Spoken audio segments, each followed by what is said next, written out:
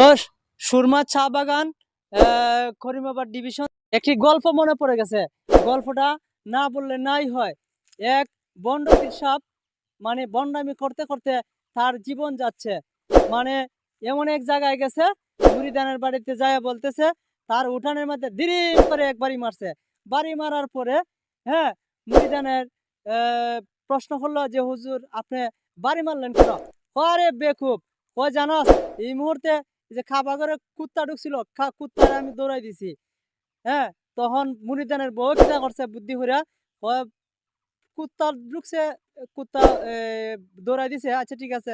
এখন তার ঘরে বাদ দিছে পরে বাতের তলে তার মাছ বিরান রাইখা দিছে, অথবা মুরগি বলতে পারেন। যখন পিসাবের সামনে নিয়ে দিল, পিসাব তো আর মানে খায় না। এখন পরে একটু পরে বলতেছে যে কি খাইমো, হুজুরে বলতে হুজুর খান না কেন?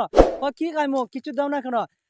এমনি মুরিদানের বউ একটা ঝাড়ু নিছেন, ঝাড়ু নিয়া বন্ডর করে বন্ড, তুই দি খাবা করে কুত্তা ধরেতে পারস, আর বাতের তলে মুরগি বুনাও আছে, তুই এটা দেখস না? তুই কি যাতে পিসাব? এরপরে জারুলিয়া ফিটাইয়া এই বন্ড পিসাব রে এলাকা ছাড়া করলো। সমাজে কিছু বন্ড পীর আছে, মানে তারা ভণ্ডামি করে, দেখবেন বিভিন্ন ধরনের নেশাগ্রস্ত থাকে আর ভণ্ডামি করে, মেয়ে লোক দেখলেই তাদের লিপসা চলে যায়। তাই আমরা বন্ড পীর থেকে সতর্ক থাকবো এবং আল্লাহর খাস অলিদের কাছে আমরা যাইব, অলিদের সহবত নিব। হ্যাঁ, ভালো মানুষের সঙ্গ নিব। সৎ সঙ্গে স্বর্গে বাস, আর অসৎ সঙ্গে সর্বনাশ।